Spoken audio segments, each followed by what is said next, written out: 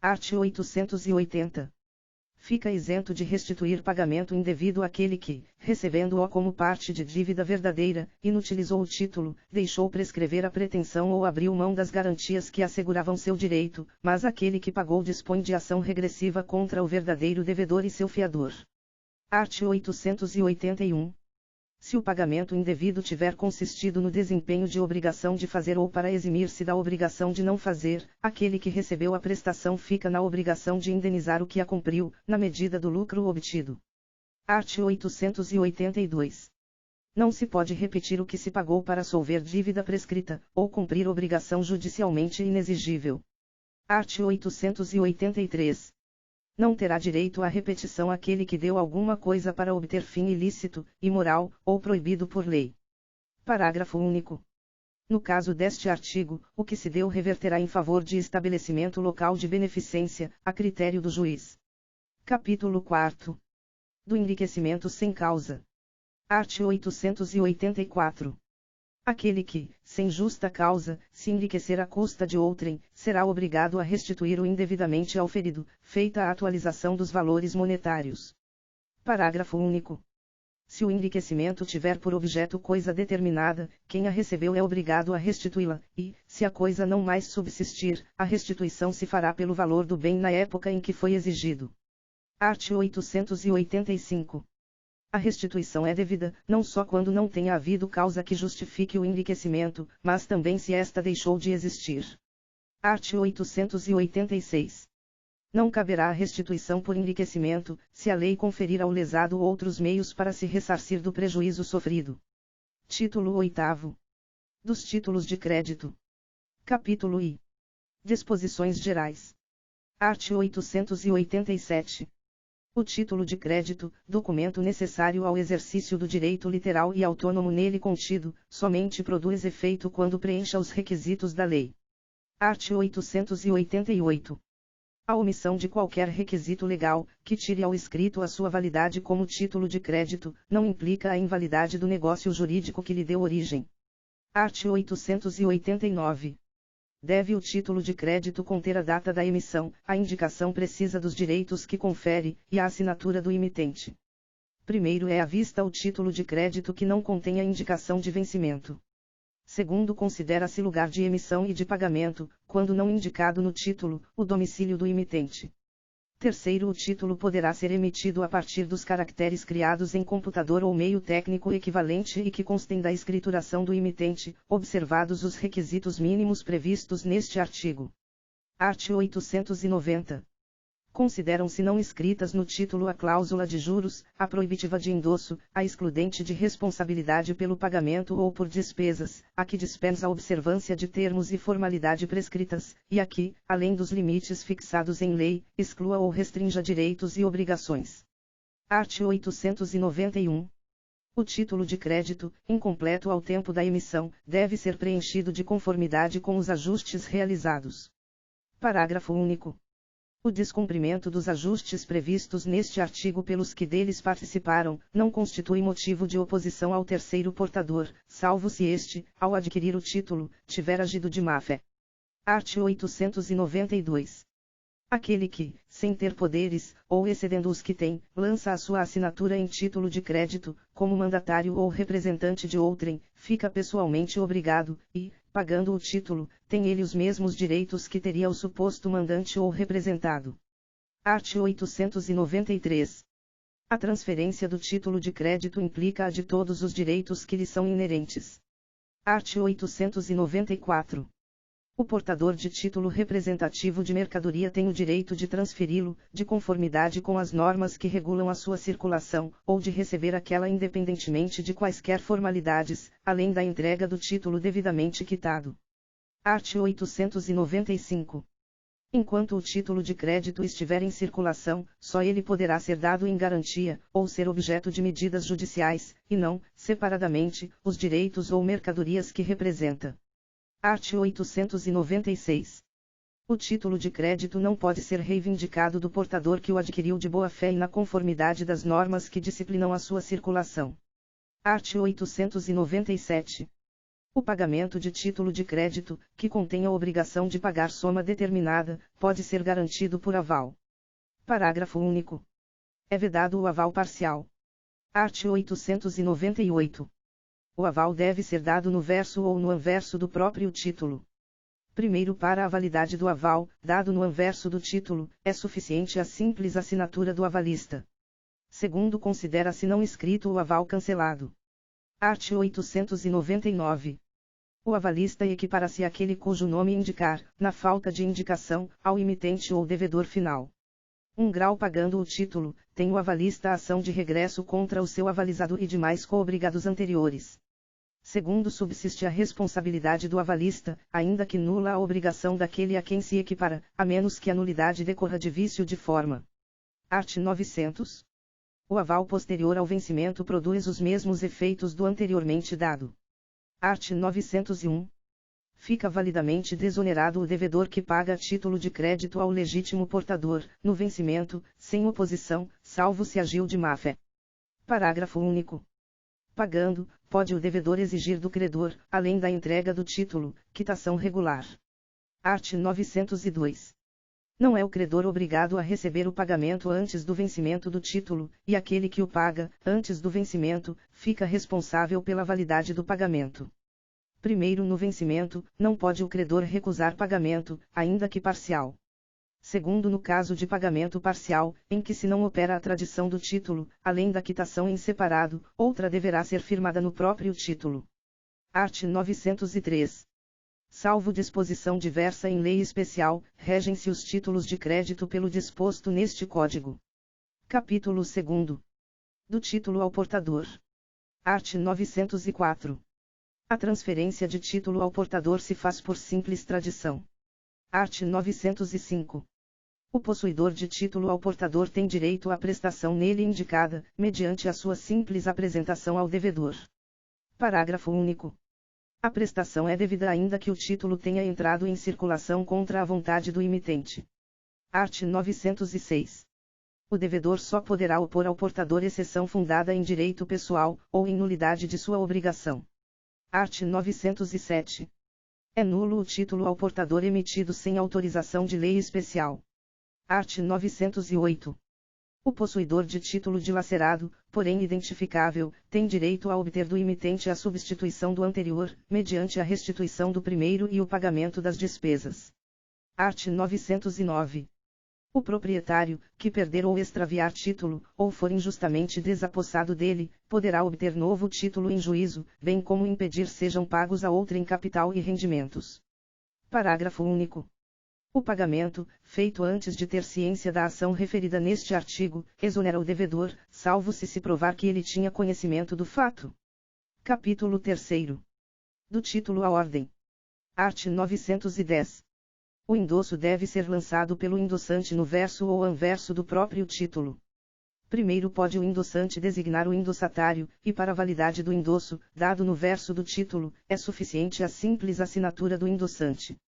Segundo, a transferência por endosso completa-se com a tradição do título. Terceiro, considera-se não escrito o endosso cancelado, total ou parcialmente. Art. 911. Considera-se legítimo possuidor o portador do título à ordem com série regular e ininterrupta de endossos, ainda que o último seja em branco. Parágrafo único. Aquele que paga o título está obrigado a verificar a regularidade da série de endossos, mas não a autenticidade das assinaturas. Art. 912. Considera-se não escrita no endosso qualquer condição a que o subordine o endossante.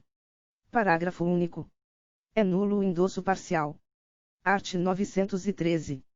O endossatário de endosso em branco pode mudá-lo para endosso em preto, completando-o com o seu nome ou de terceiro, pode endossar novamente o título, em branco ou em preto, ou pode transferi-lo sem novo endosso. Art. 914. Ressalvada a cláusula expressa em contrário, constante do endosso, não responde o endossante pelo cumprimento da prestação constante do título. Primeiro, assumindo responsabilidade pelo pagamento, o endossante se torna devedor solidário. Segundo, pagando o título, tem o endossante ação de regresso contra os coobrigados anteriores. Art. 915. O devedor, além das exceções fundadas nas relações pessoais que tiver com o portador, só poderá opor a este as exceções relativas à forma do título e ao seu conteúdo literal, à falsidade da própria assinatura, a defeito de capacidade ou de representação no momento da subscrição, e à falta de requisito necessário ao exercício da ação. Art. 916. As exceções, fundadas em relação do devedor com os portadores precedentes, somente poderão ser por ele opostas ao portador, se este, ao adquirir o título, tiver agido de má-fé. Art. 917. A cláusula constitutiva de mandato, lançada no endosso, confere ao endossatário o exercício dos direitos inerentes ao título, salvo restrição expressamente estatuída. Primeiro, o endossatário de endosso-mandato só pode endossar novamente o título na qualidade de procurador, com os mesmos poderes que recebeu. Segundo, com a morte ou a superveniente incapacidade do endossante, não perde eficácia o endosso-mandato. Terceiro, pode o devedor opor ao endossatário de endosso-mandato somente as exceções que tiver contra o endossante. Art. 918. A cláusula constitutiva de penhor, lançada no endosso, confere ao endossatário o exercício dos direitos inerentes ao título. Primeiro, o endossatário de endosso-penhor só pode endossar novamente o título na qualidade de procurador. Segundo, não pode o devedor opor ao endossatário de endosso-penhor as exceções que tinha contra o endossante, salvo se aquele tiver agido de má-fé. Art. 919.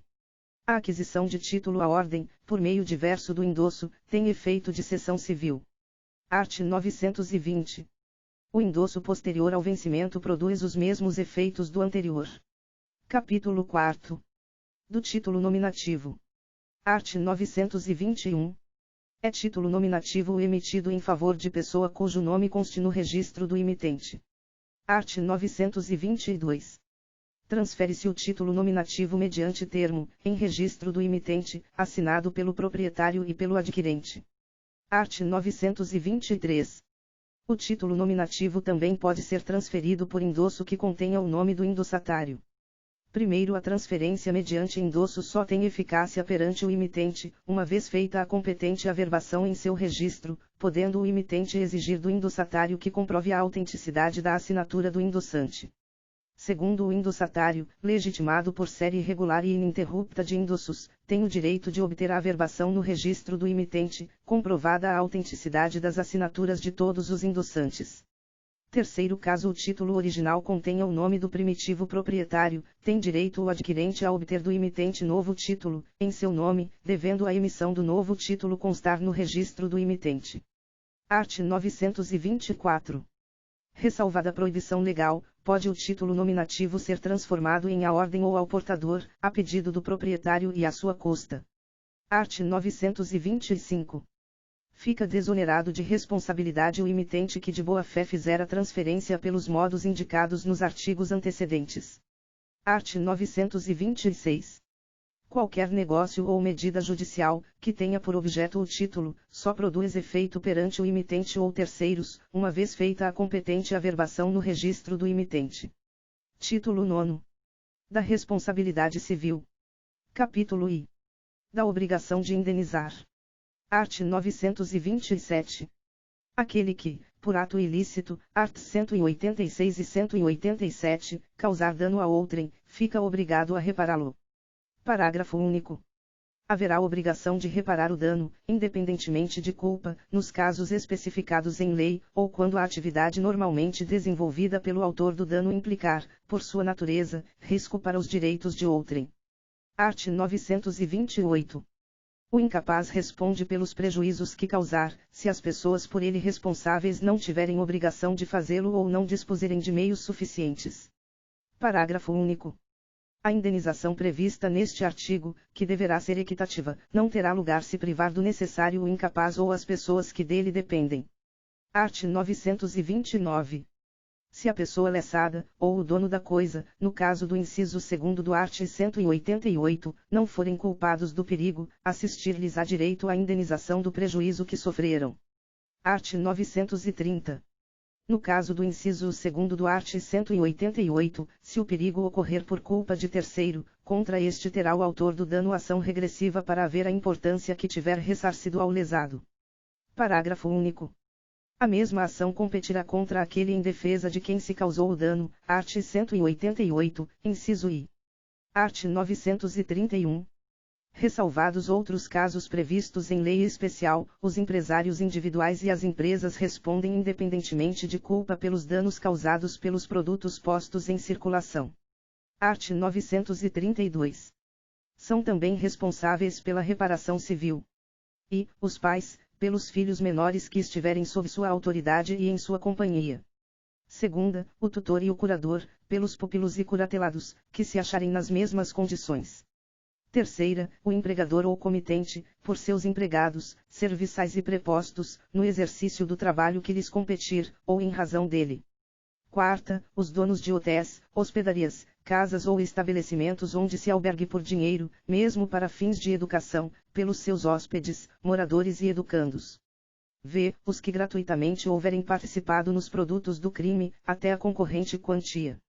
Art. 933. As pessoas indicadas nos incisos I a V do artigo antecedente, ainda que não haja culpa de sua parte, responderão pelos atos praticados pelos terceiros ali referidos. Art. 934. Aquele que ressarcir o dano causado por outrem pode reaver o que houver pago daquele por quem pagou, salvo se o causador do dano for descendente seu, absoluta ou relativamente incapaz. Art. 935. A responsabilidade civil é independente da criminal, não se podendo questionar mais sobre a existência do fato, ou sobre quem seja o seu autor, quando estas questões se acharem decididas no juízo criminal. Art. 936. O dono, ou detentor, do animal ressarcirá o dano por este causado, se não provar culpa da vítima ou força maior. Art. 937.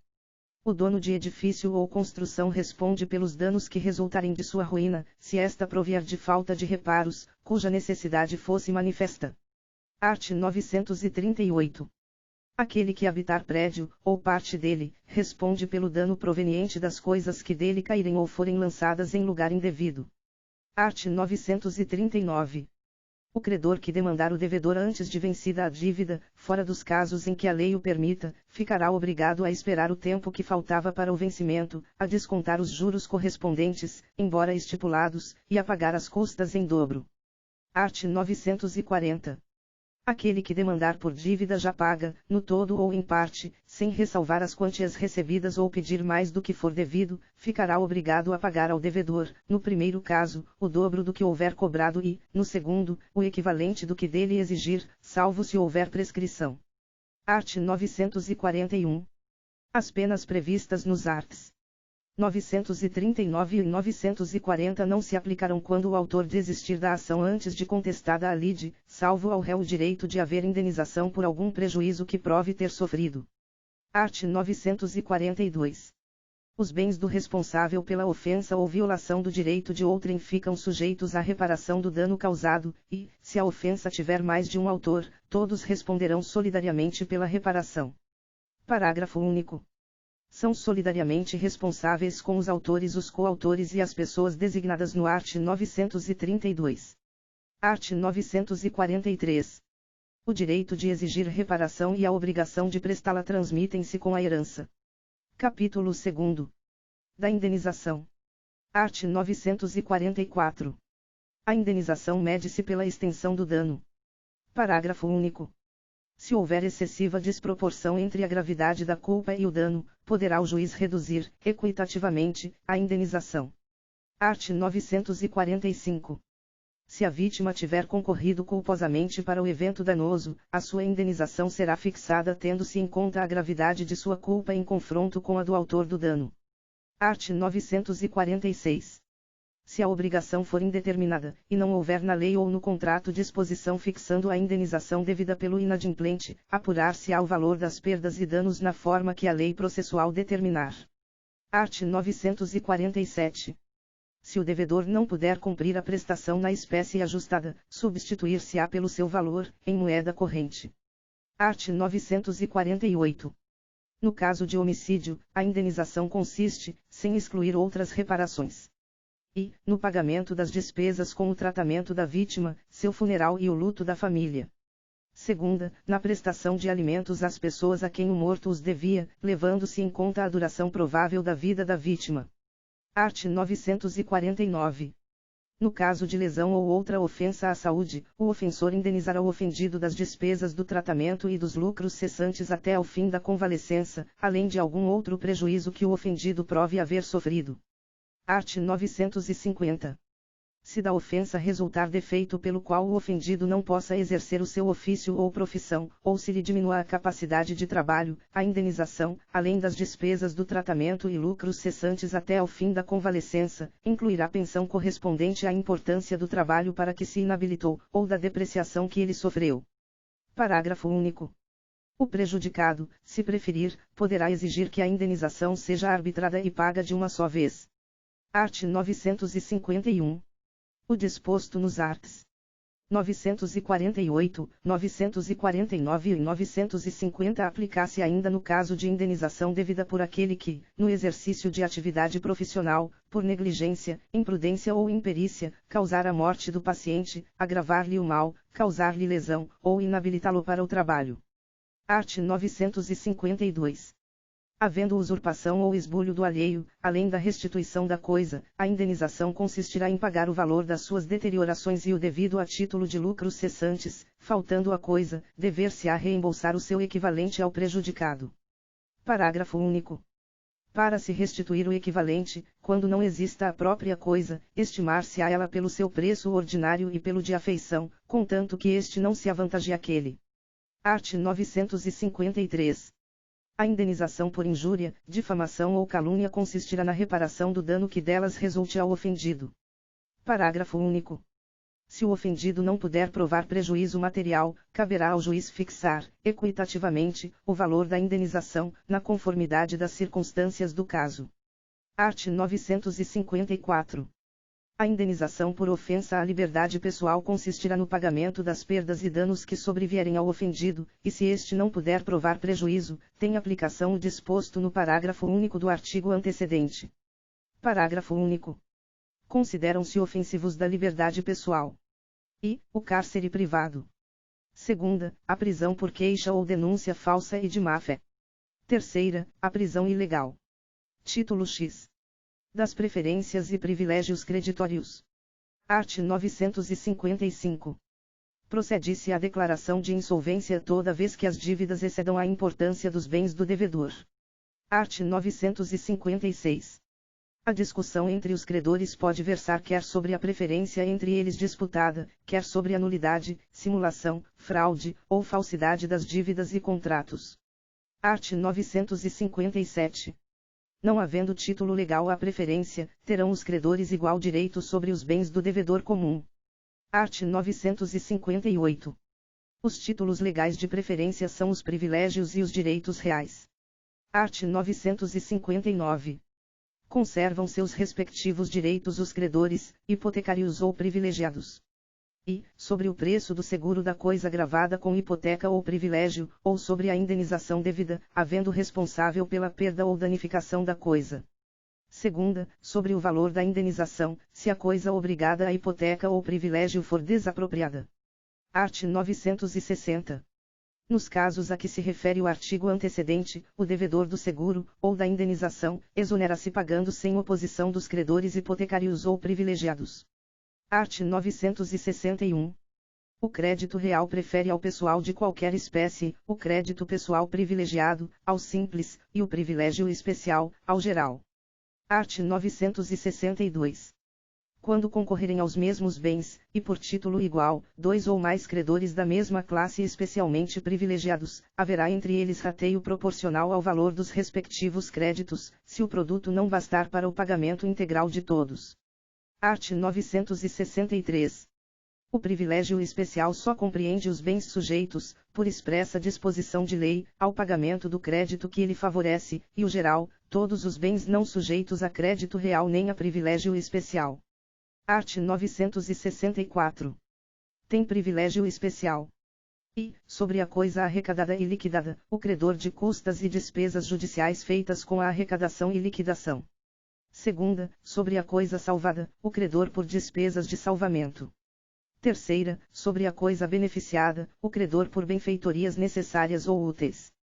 Quarta, sobre os prédios rústicos ou urbanos, fábricas, oficinas, ou quaisquer outras construções, o credor de materiais, dinheiro, ou serviços para a sua edificação, reconstrução, ou melhoramento.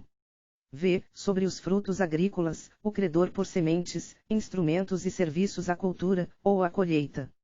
Sexta, sobre as alfaias e utensílios de uso doméstico, nos prédios rústicos ou urbanos, o credor de aluguéis, quanto às prestações do ano corrente e do anterior. Sétima, sobre os exemplares da obra existente na massa do editor, o autor dela, ou seus legítimos representantes, pelo crédito fundado contra aquele no contrato da edição.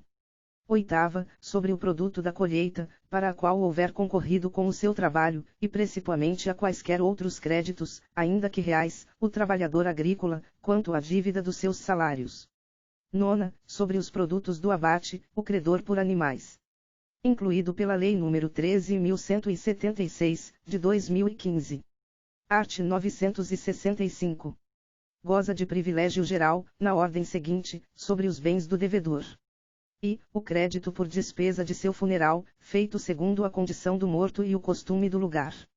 Segunda, o crédito por custas judiciais, ou por despesas com a arrecadação e liquidação da massa. Terceira, o crédito por despesas com o luto do cônjuge sobrevivo e dos filhos do devedor falecido, se foram moderadas. Quarta, o crédito por despesas com a doença de que faleceu o devedor, no semestre anterior à sua morte. V. O crédito pelos gastos necessários à mantença do devedor falecido e sua família, no trimestre anterior ao falecimento. Sexta, o crédito pelos impostos devidos à fazenda pública, no ano corrente e no anterior. Sétima, o crédito pelos salários dos empregados do serviço doméstico do devedor, nos seus derradeiros 6 meses de vida. Oitava, os demais créditos de privilégio geral. Livro 2º. Do Direito de Empresa. Título I. Do Empresário. Capítulo I. Da Caracterização e da Inscrição. Art. 966. Considera-se empresário quem exerce profissionalmente atividade econômica organizada para a produção ou a circulação de bens ou de serviços. Parágrafo único. Não se considera empresário quem exerce profissão intelectual, de natureza científica, literária ou artística, ainda com o concurso de auxiliares ou colaboradores, salvo se o exercício da profissão constituir elemento de empresa. Art. 967. É obrigatória a inscrição do empresário no Registro Público de Empresas Mercantis da respectiva sede, antes do início de sua atividade. Art. 968. A inscrição do empresário far-se-á mediante requerimento que contenha i. O seu nome, nacionalidade, domicílio, estado civil e, se casado, o regime de bens. Segunda, a firma, com a respectiva assinatura autógrafa que poderá ser substituída pela assinatura autenticada com certificação digital ou meio equivalente que comprove a sua autenticidade, ressalvado o disposto no inciso I do 1 do art. 4-O da Lei Complementar nº 123, de 14 de dezembro de 2006, redação dada pela Lei Complementar nº 147, de 2014. Terceira, o capital. Quarta, o objeto e a sede da empresa. Primeiro, com as indicações estabelecidas neste artigo, a inscrição será tomada por termo no livro próprio do Registro Público de Empresas Mercantis, e obedecerá a número de ordem contínuo para todos os empresários inscritos. Segundo, a margem da inscrição, e com as mesmas formalidades, serão averbadas quaisquer modificações nela ocorrentes.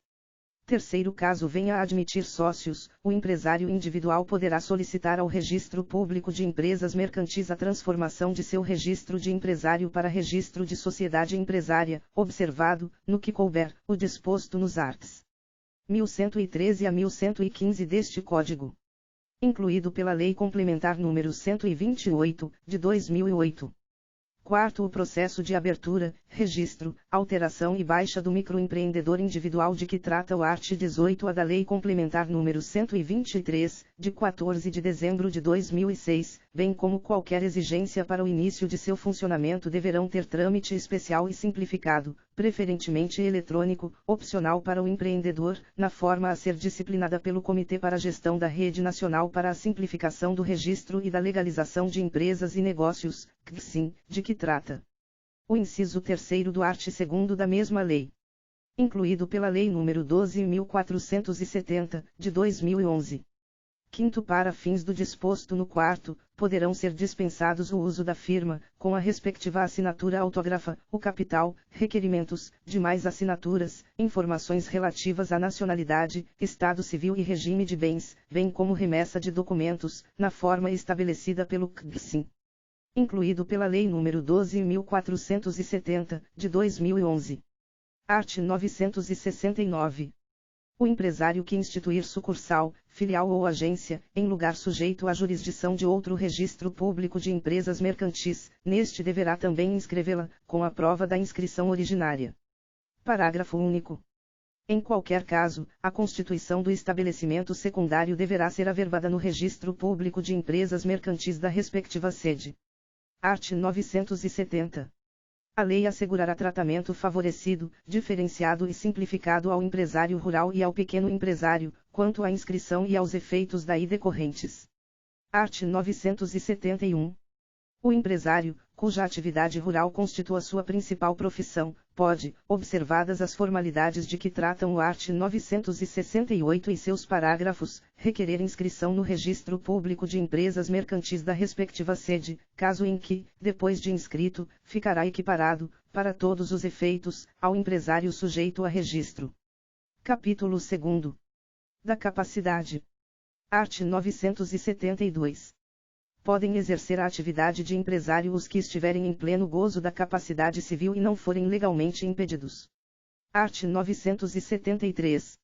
A pessoa legalmente impedida de exercer a atividade própria de empresário, se a exercer, responderá pelas obrigações contraídas.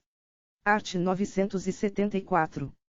Poderá o incapaz, por meio de representante ou devidamente assistido, continuar a empresa antes exercida por ele enquanto capaz, por seus pais ou pelo autor de herança. Primeiro, nos casos deste artigo, precederá a autorização judicial, após exame das circunstâncias e dos riscos da empresa, bem como da conveniência em continuá-la, podendo a autorização ser revogada pelo juiz, ouvidos os pais, tutores ou representantes legais do menor ou do interdito, sem prejuízo dos direitos adquiridos por terceiros.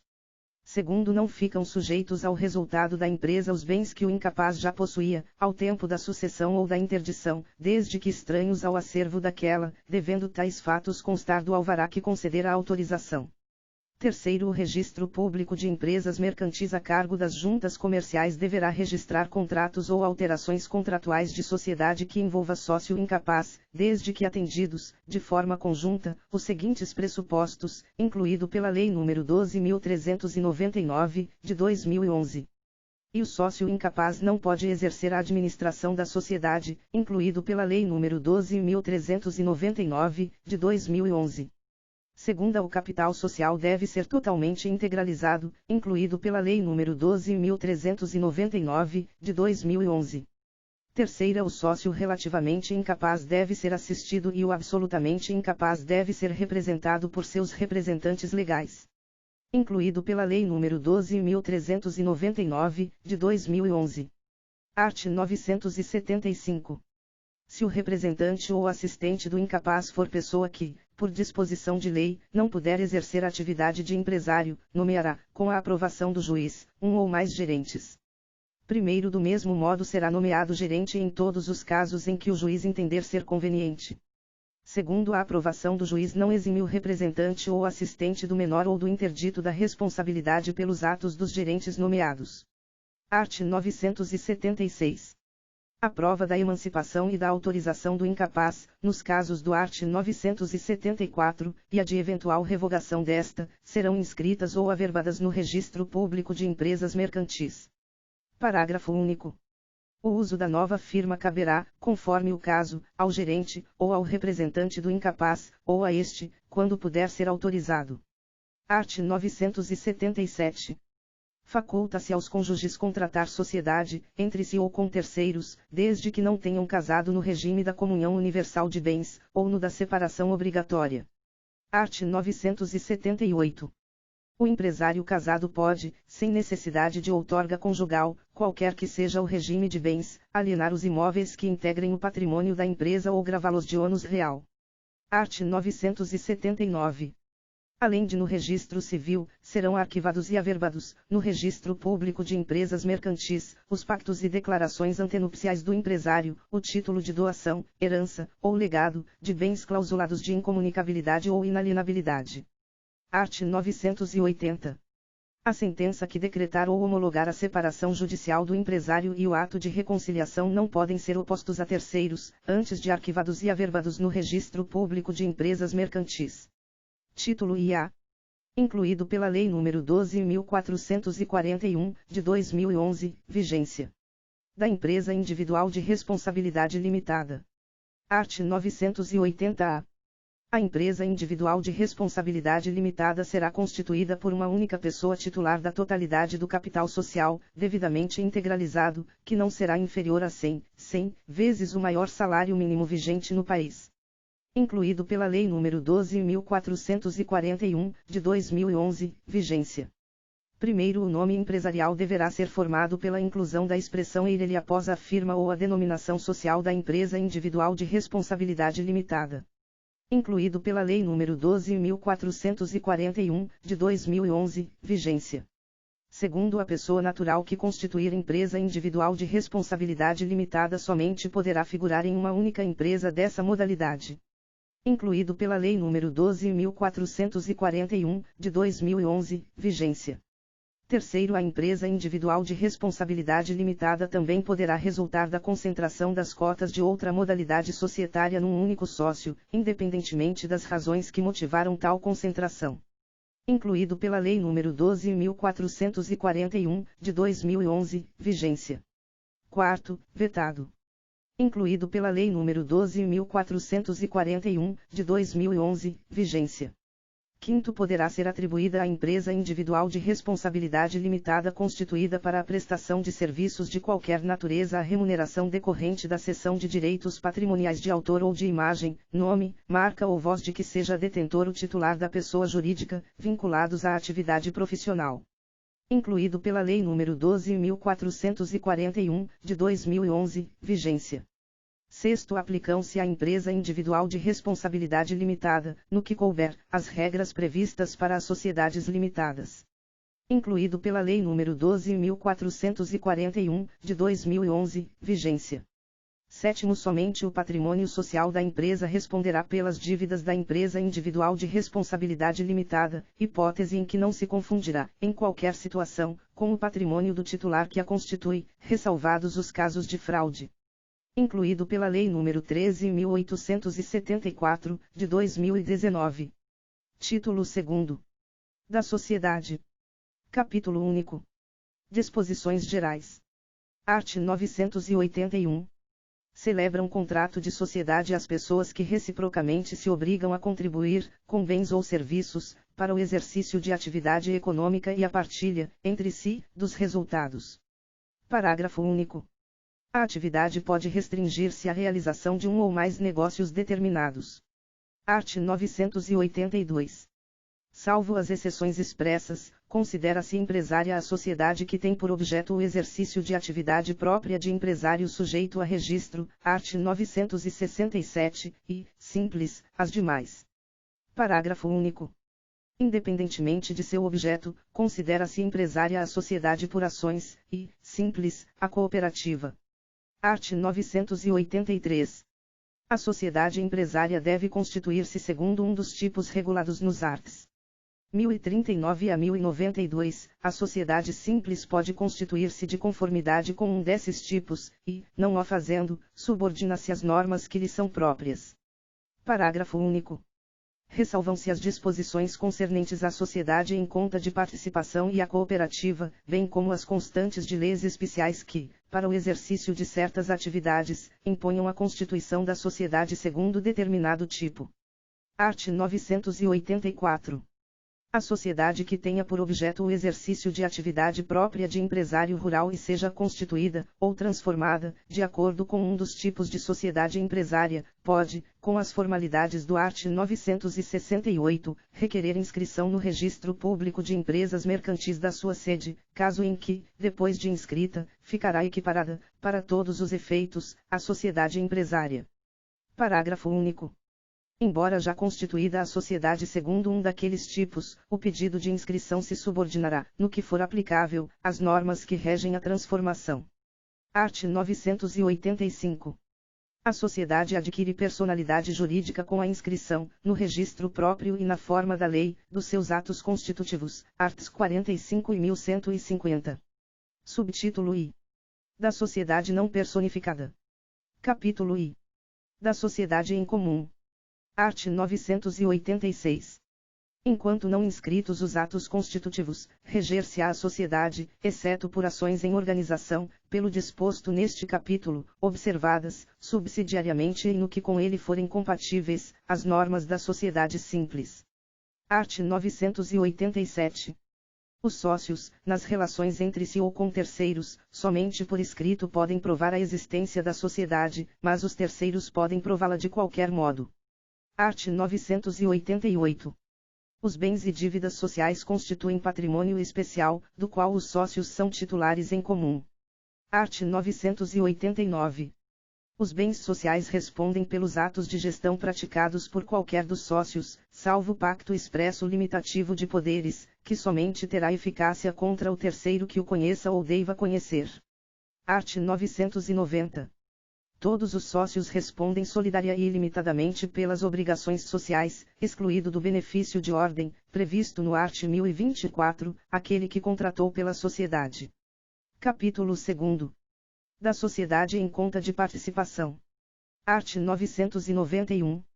Na sociedade em conta de participação, a atividade constitutiva do objeto social é exercida unicamente pelo sócio ostensivo, em seu nome individual e sob sua própria e exclusiva responsabilidade, participando os demais dos resultados correspondentes.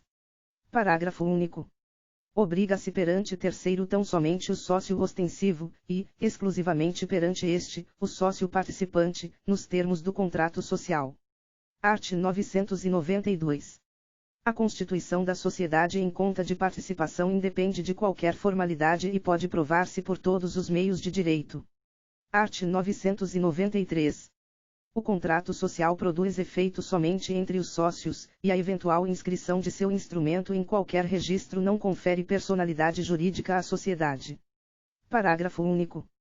Sem prejuízo do direito de fiscalizar a gestão dos negócios sociais, o sócio participante não pode tomar parte nas relações do sócio ostensivo com terceiros, sob pena de responder solidariamente com este pelas obrigações em que intervier.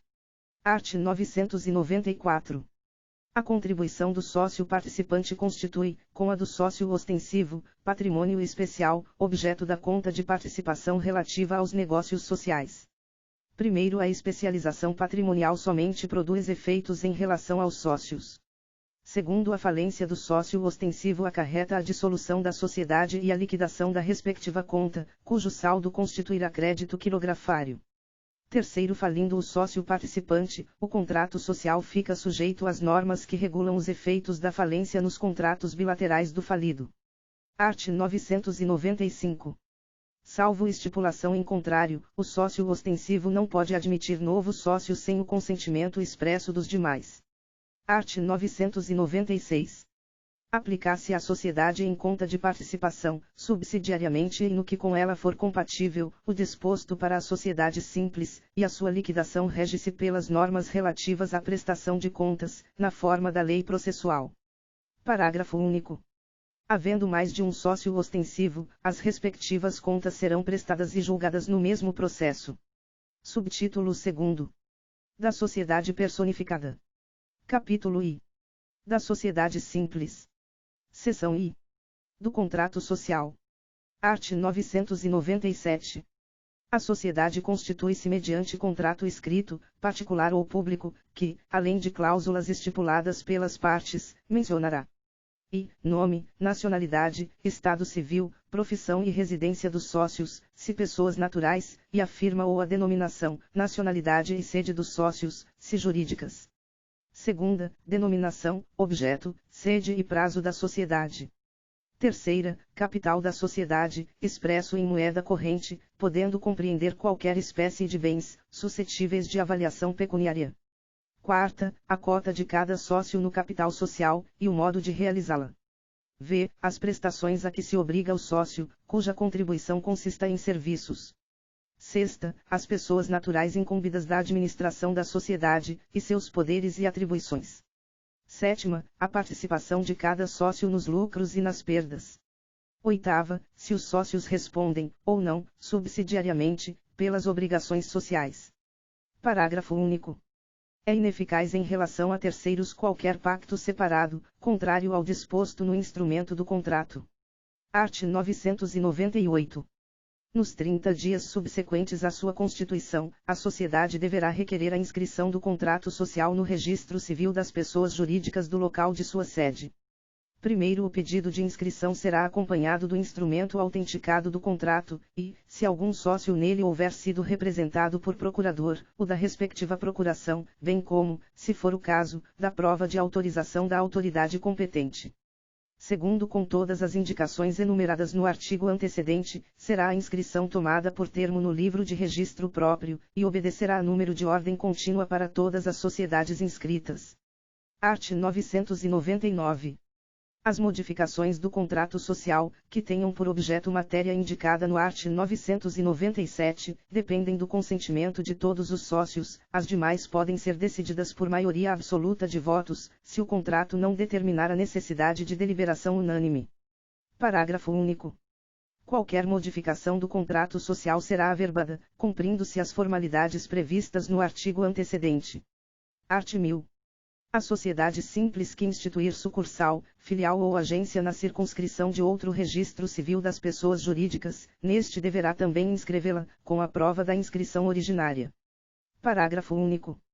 Em qualquer caso, a constituição da sucursal, filial ou agência deverá ser averbada no registro civil da respectiva sede. Seção 2ª. Dos direitos e obrigações dos sócios. Art. 1001. As obrigações dos sócios começam imediatamente com o contrato, se este não fixar outra data, e terminam quando, liquidada a sociedade, se extinguirem as responsabilidades sociais. Art. 1002. O sócio não pode ser substituído no exercício das suas funções, sem o consentimento dos demais sócios, expresso em modificação do contrato social. Art. 1003.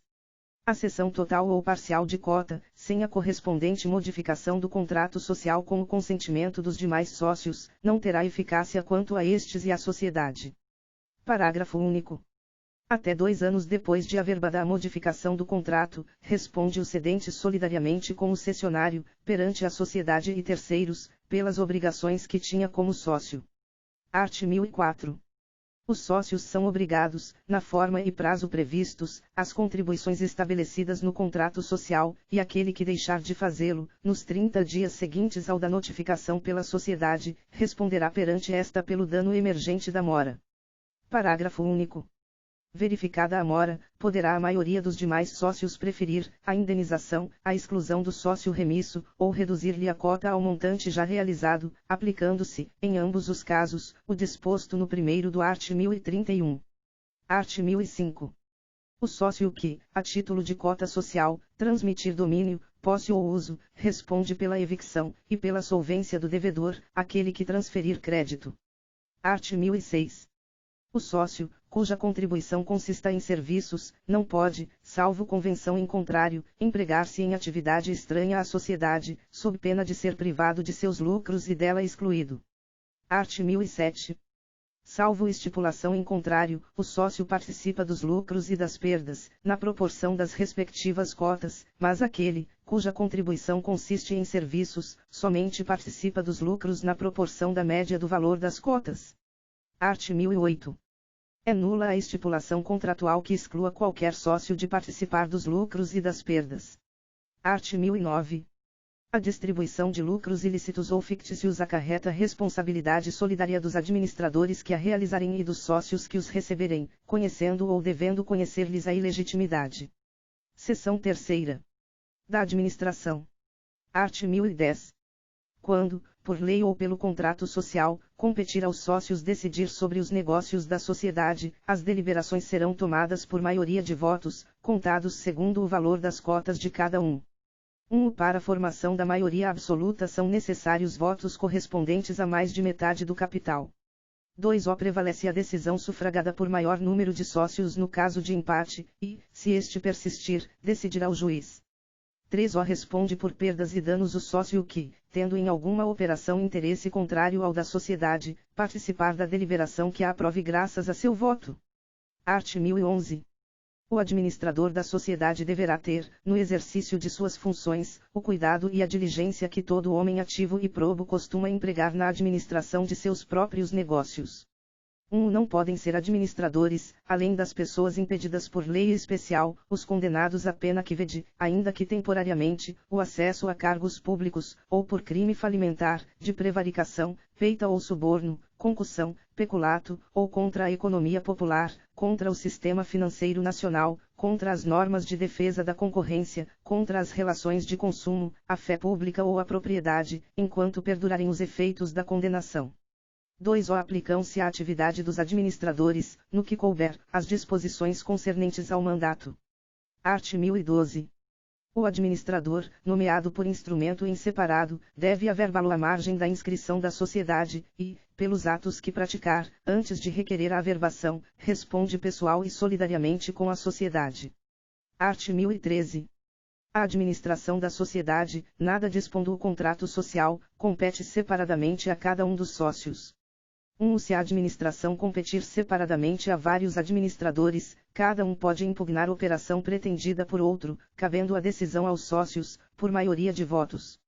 2. Responde por perdas e danos perante a sociedade o administrador que realizar operações, sabendo ou devendo saber que estava agindo em desacordo com a maioria.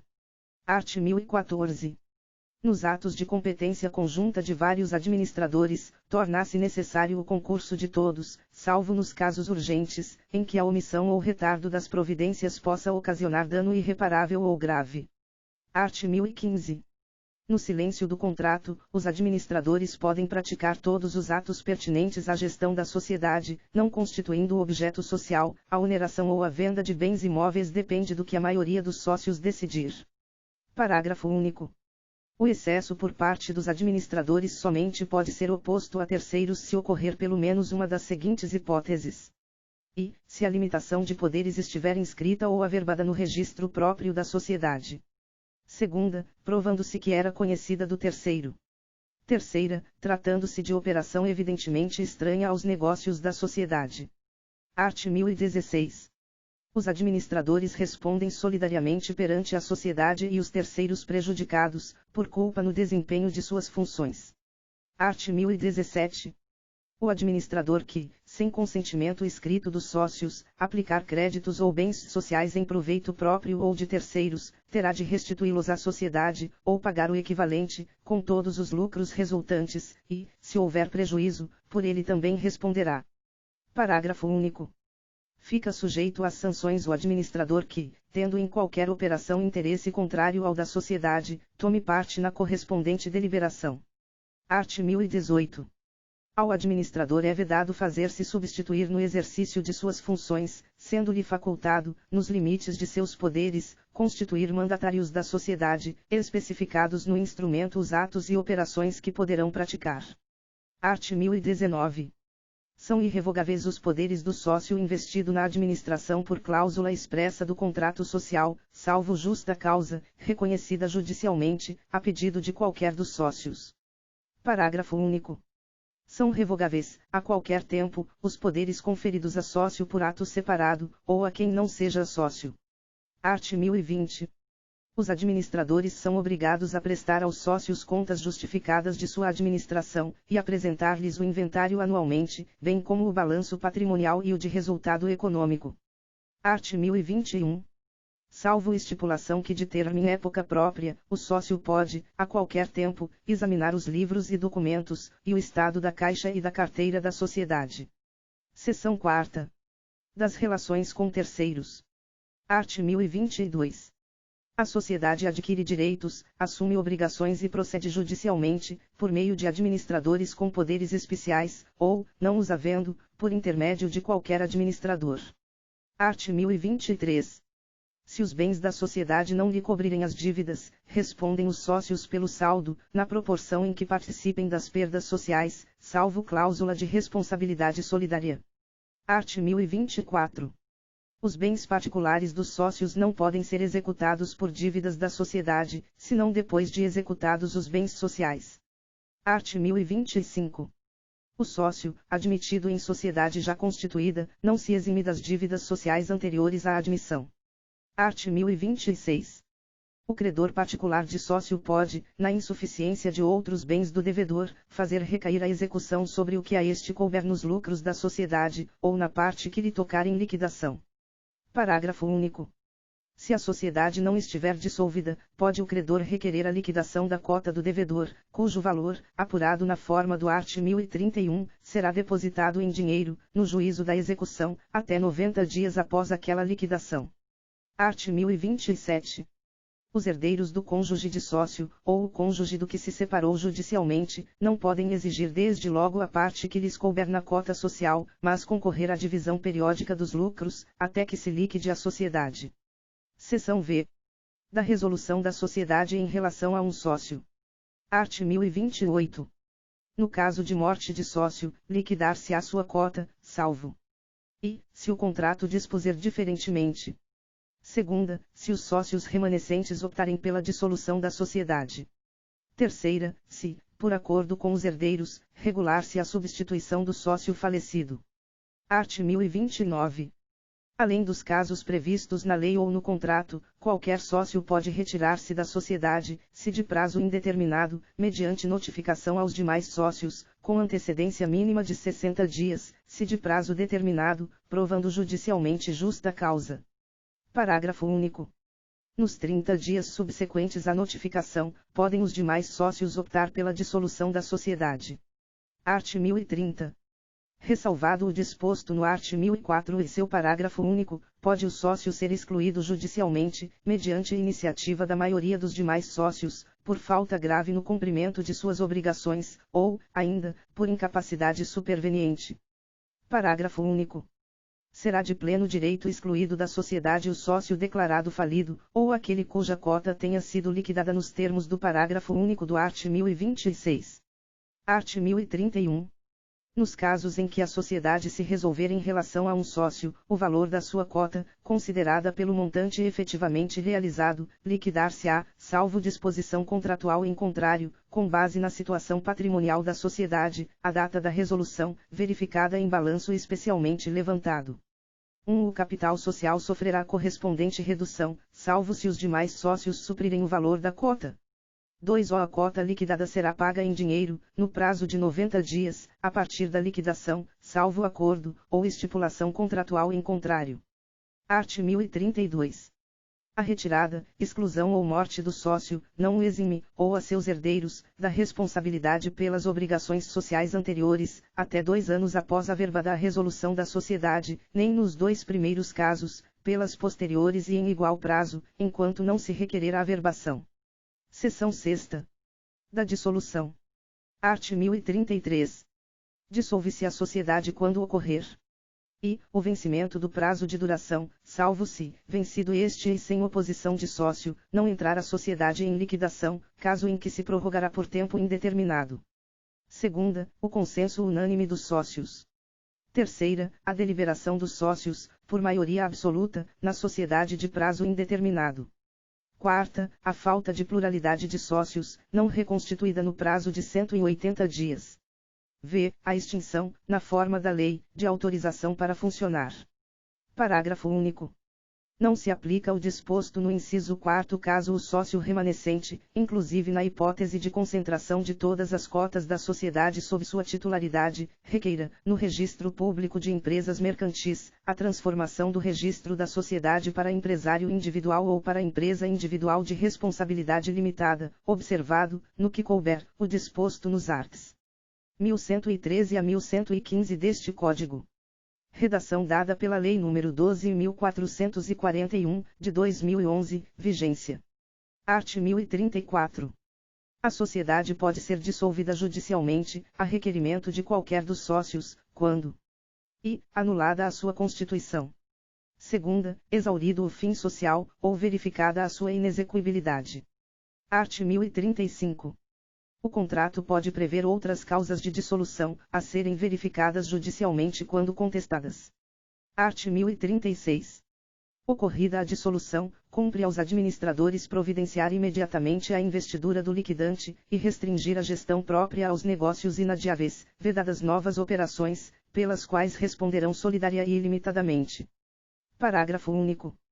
Dissolvida de pleno direito a sociedade, pode o sócio requerer, desde logo, a liquidação judicial. Art. 1037.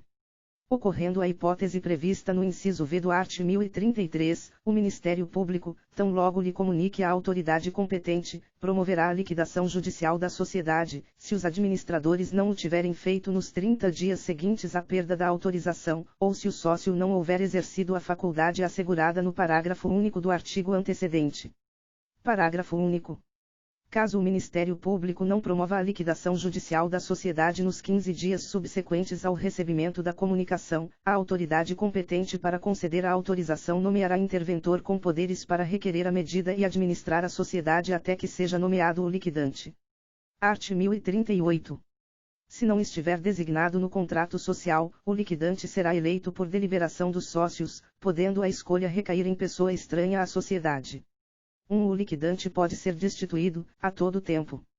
E, se eleito pela forma prevista neste artigo, mediante deliberação dos sócios. Segunda, em qualquer caso, por via judicial, a requerimento de um ou mais sócios, ocorrendo justa causa. 2. A liquidação da sociedade se processa de conformidade com o disposto no capítulo 9, deste subtítulo. Capítulo 2. Da sociedade em nome coletivo. Art. 1039. Somente pessoas físicas podem tomar parte na sociedade em nome coletivo, respondendo todos os sócios, solidária e ilimitadamente, pelas obrigações sociais. Parágrafo único. Sem prejuízo da responsabilidade perante terceiros, podem os sócios, no ato constitutivo, ou por unânime convenção posterior, limitar entre si a responsabilidade de cada um. Art. 1040. A sociedade em nome coletivo se rege pelas normas deste capítulo e, no que seja omisso, pelas do capítulo antecedente. Art. 1041. O contrato deve mencionar, além das indicações referidas no art. 997, a firma social. Art. 1042. A administração da sociedade compete exclusivamente a sócios, sendo o uso da firma, nos limites do contrato, privativo dos que tenham os necessários poderes. Art. 1043. O credor particular de sócio não pode, antes de dissolver-se a sociedade, pretender a liquidação da cota do devedor. Parágrafo único. Poderá fazê-lo quando a sociedade houver sido prorrogada tacitamente. Segunda, tendo ocorrido prorrogação contratual, for acolhida judicialmente oposição do credor, levantada no prazo de 90 dias, contado da publicação do ato dilatório. Art. 1044. A sociedade se desalva de pleno direito por qualquer das causas enumeradas no art. 1033 e, se empresária, também pela declaração da falência. Capítulo 3. Da sociedade em comandita simples.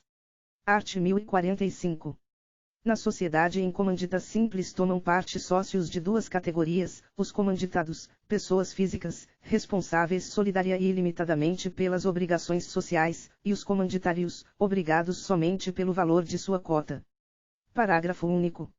O contrato deve discriminar os comanditados e os comanditários. Art. 1046. Aplicam-se à sociedade em comandita simples as normas da sociedade em nome coletivo, no que forem compatíveis com as deste capítulo. Parágrafo único.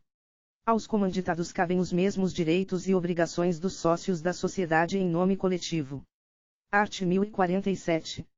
Sem prejuízo da faculdade de participar das deliberações da sociedade e de lhe fiscalizar as operações, não pode o comanditário praticar qualquer ato de gestão, nem ter o nome na firma social, sob pena de ficar sujeito às responsabilidades de sócio comanditado.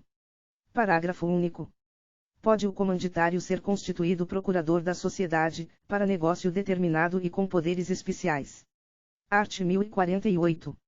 Somente após a verbada modificação do contrato, produz efeito, quanto a terceiros, a diminuição da cota do comanditário, em consequência de ter sido reduzido o capital social, sempre sem prejuízo dos credores preexistentes. Art. 1049.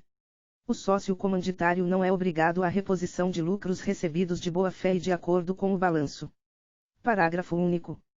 Diminuído o capital social por perdas supervenientes, não pode o comanditário receber quaisquer lucros, antes de reintegrado aquele. Art. 1050.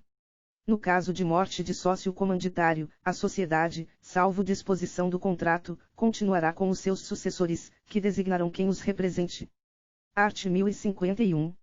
Dissolve-se de pleno direito a sociedade. E, por qualquer das causas previstas no art. 1044. Segunda, quando por mais de 180 dias perdurar a falta de uma das categorias de sócio. Parágrafo único. Na falta de sócio comanditado, os comanditários nomearão administrador provisório para praticar, durante o período referido no inciso 2º e sem assumir a condição de sócio, os atos de administração. Capítulo 4. Da Sociedade Limitada. Seção I. Disposições preliminares. Art. 1052. Na sociedade limitada, a responsabilidade de cada sócio é restrita ao valor de suas cotas, mas todos respondem solidariamente pela integralização do capital social. Primeiro, a sociedade limitada pode ser constituída por uma ou mais pessoas. Incluído pela Lei nº 13.874, de 2019. Segundo, se for unipessoal, aplicar-se-ão ao documento de constituição do sócio único, no que couber, as disposições sobre o contrato social. Incluído pela Lei nº 13.874, de 2019. Art. 1053. A sociedade limitada rege-se, nas omissões deste capítulo, pelas normas da sociedade simples. Parágrafo único. O contrato social poderá prever a regência supletiva da sociedade limitada pelas normas da sociedade anônima. Art. 1054. O contrato mencionará, no que couber, as indicações do art. 997, e, se for o caso, a firma social. Seção 2ª. Das cotas. Art. 1055. O capital social divide-se em cotas, iguais ou desiguais, cabendo uma ou diversas a cada sócio. Primeiro, pela exata estimação de bens conferidos ao capital social respondem solidariamente todos os sócios, até o prazo de 5 anos da data do registro da sociedade. Segundo, é vedada a contribuição que consista em prestação de serviços. Art. 1056. A cota é indivisível em relação à sociedade, salvo para efeito de transferência, caso em que se observará o disposto no artigo seguinte. Primeiro, no caso de condomínio de cota, os direitos a ela inerentes somente podem ser exercidos pelo condômino representante, ou pelo inventariante do espólio de sócio falecido. Segundo, sem prejuízo do disposto no art. 1052, os condôminos de cota indivisa respondem solidariamente pelas prestações necessárias à sua integralização. Art. 1057. Na omissão do contrato, o sócio pode ceder sua cota, total ou parcialmente, a quem seja sócio, independentemente de audiência dos outros, ou a estranho, se não houver oposição de titulares de mais de 1/4 do capital social. Parágrafo único. A seção terá eficácia quanto à sociedade e terceiros, inclusive para os fins do parágrafo único do art. 1003, a partir da averbação do respectivo instrumento, subscrito pelos sócios anuentes. Art. 1058. Não integralizada a cota de sócio remisso, os outros sócios podem, sem prejuízo do disposto no art. 1004 e seu parágrafo único, tomá-la para si ou transferi-la a terceiros, excluindo o primitivo titular e devolvendo-lhe o que houver pago, deduzidos os juros da mora, as prestações estabelecidas no contrato mais as despesas. Art. 1059. Os sócios serão obrigados à reposição dos lucros e das quantias retiradas, a qualquer título, ainda que autorizados pelo contrato, quando tais lucros ou quantia se distribuírem com prejuízo do capital. Seção 3ª. Da Administração. Art. 1060. A sociedade limitada é administrada por uma ou mais pessoas designadas no contrato social ou em ato separado. Parágrafo único. A administração atribuída no contrato a todos os sócios não se estende de pleno direito aos que posteriormente adquiram essa qualidade. Art. 1061. A designação de administradores não sócios dependerá de aprovação da unanimidade dos sócios, enquanto o capital não estiver integralizado, e de 2/3, no mínimo, após a integralização. Redação dada pela Lei nº 12.375, de 2010. Art. 1062. O administrador designado em ato separado investir-se-á no cargo mediante termo de posse no livro de atas da administração. Se o termo não for assinado nos 30 dias seguintes à designação, esta se tornará sem efeito. 2. Nos 10 dias seguintes ao da investidura, deve o administrador requerer seja averbada sua nomeação no registro competente, mencionando o seu nome, nacionalidade, estado civil, residência, com exibição de documento de identidade, o ato e a data da nomeação e o prazo de gestão. Art. 1063. O exercício do cargo de administrador cessa pela destituição, em qualquer tempo, do titular, ou pelo término do prazo se, fixado no contrato ou em ato separado, não houver recondução. Primeiro, tratando-se de sócio nomeado administrador no contrato, sua destituição somente se opera pela aprovação de titulares de cotas correspondentes a mais da metade do capital social, salvo disposição contratual diversa. Redação dada pela Lei nº 13.792, de 2019. 2. A cessação do exercício do cargo de administrador deve ser averbada no registro competente, mediante requerimento apresentado nos 10 dias seguintes ao da ocorrência. 3. A renúncia de administrador torna-se eficaz, em relação à sociedade, desde o momento em que esta toma conhecimento da comunicação escrita do renunciante, e, em relação a terceiros, após a averbação e publicação. Art. 1064. O uso da firma ou denominação social é privativo dos administradores que tenham os necessários poderes. Art. 1065. Ao término de cada exercício social, proceder-se à elaboração do inventário, do balanço patrimonial e do balanço de resultado econômico. Seção 4ª. Do Conselho Fiscal. Art. 1066. Sem prejuízo dos poderes da Assembleia dos Sócios, pode o contrato instituir Conselho Fiscal composto de 3 ou mais membros e respectivos suplentes, sócios ou não, residentes no país, eleitos na Assembleia Anual prevista no art. 1078. Não podem fazer parte do Conselho Fiscal, além dos inelegíveis enumerados no 1 do art. 1011, os membros dos demais órgãos da sociedade ou de outra por ela controlada, os empregados de quaisquer delas ou dos respectivos administradores, o cônjuge ou parente destes até o 3º grau. 2. É assegurado aos sócios minoritários, que representarem pelo menos 1/5 do capital social, o direito de eleger, separadamente, um dos membros do Conselho Fiscal e o respectivo suplente. Art. 1067. O membro ou suplente eleito, assinando o termo de posse lavrado no livro de atas e pareceres do Conselho Fiscal, em que se mencione o seu nome, nacionalidade, estado civil, residência e a data da escolha, ficará investido nas suas funções, que exercerá, salvo cessação anterior, até a subsequente Assembleia Anual. Parágrafo único. Se o termo não for assinado nos 30 dias seguintes ao da eleição, esta se tornará sem efeito.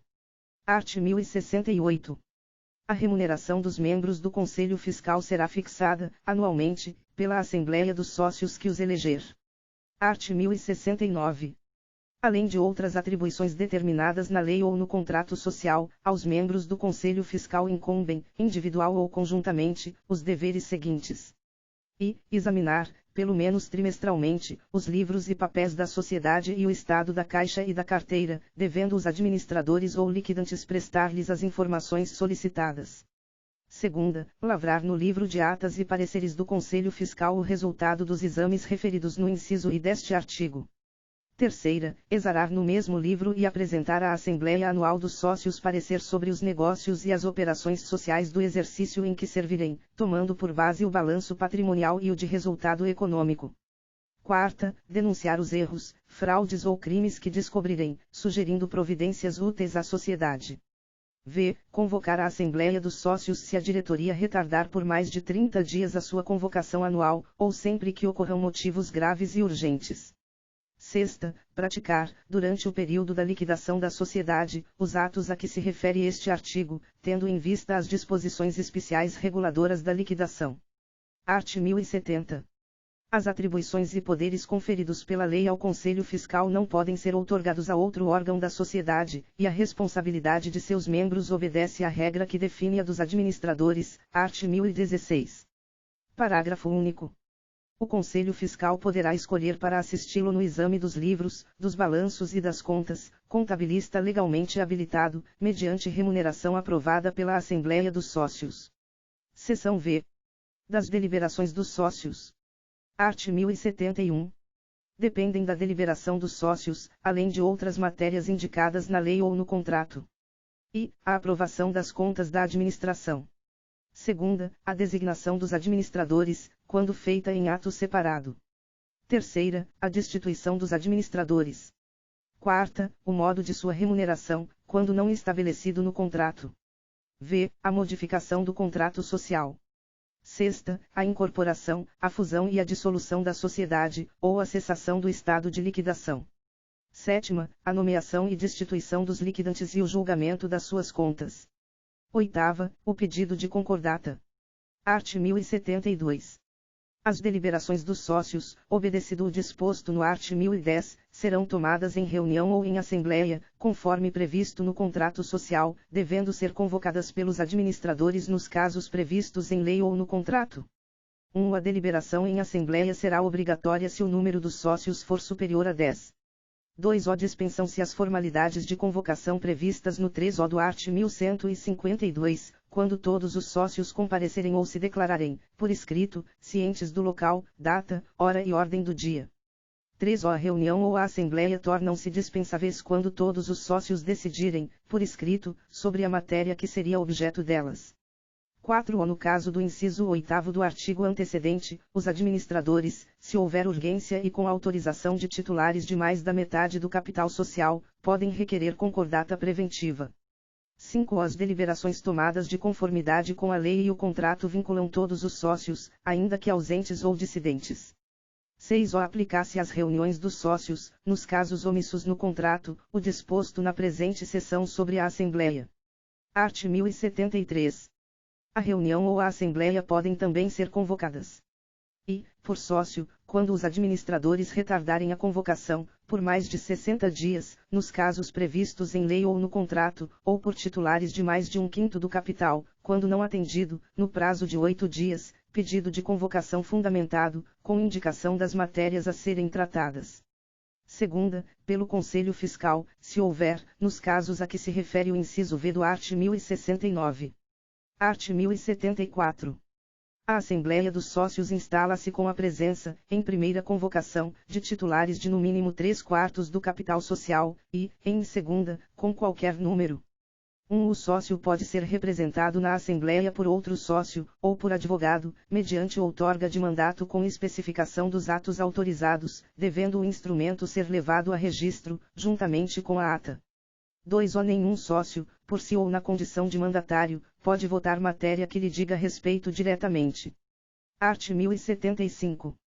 A Assembleia será presidida e secretariada por sócios escolhidos entre os presentes. 1. Dos trabalhos e deliberações será lavrada, no livro de atas da Assembleia, ata assinada pelos membros da mesa e por sócios participantes da reunião, quantos bastem a validade das deliberações, mas sem prejuízo dos que queiram assiná-la. 2. Cópia da ata autenticada pelos administradores, ou pela mesa, será, nos 20 dias subsequentes à reunião, apresentada ao Registro Público de Empresas Mercantis para arquivamento e averbação. 3. Ao sócio, que a solicitar, será entregue cópia autenticada da ata. Art. 1076. Ressalvado o disposto no art. 1061, as deliberações dos sócios serão tomadas, redação dada pela Lei nº 13.792, de 2019. E, pelos votos correspondentes, no mínimo, a 3/4 do capital social, nos casos previstos nos incisos V e 6 do art. 1071. Segunda, pelos votos correspondentes a mais de metade do capital social, nos casos previstos nos incisos 2ª, 3ª, 4ª e 8ª do art. 1071. Terceira, pela maioria de votos dos presentes, nos demais casos previstos na lei ou no contrato, se este não exigir maioria mais elevada. Art. 1077. Quando houver modificação do contrato, fusão da sociedade, incorporação de outra, ou dela por outra, terá o sócio que dissentiu o direito de retirar-se da sociedade, nos 30 dias subsequentes à reunião, aplicando-se, no silêncio do contrato social antes vigente, o disposto no art. 1031. Art. 1078. A Assembleia dos Sócios deve realizar-se ao menos uma vez por ano, nos 4 meses seguintes ao término do exercício social, com o objetivo de tomar as contas dos administradores e deliberar sobre o balanço patrimonial e o de resultado econômico. Segunda, designar administradores, quando for o caso. Terceira, tratar de qualquer outro assunto constante da ordem do dia. 1 até 30 dias antes da data marcada para a Assembleia, os documentos referidos no inciso I deste artigo devem ser postos, por escrito, e com a prova do respectivo recebimento, à disposição dos sócios que não exerçam a administração. 2. Instalada a Assembleia, proceder-se-á à leitura dos documentos referidos no parágrafo antecedente, os quais serão submetidos, pelo Presidente, à discussão e votação, nesta não podendo tomar parte os membros da administração e, se houver, os do Conselho Fiscal.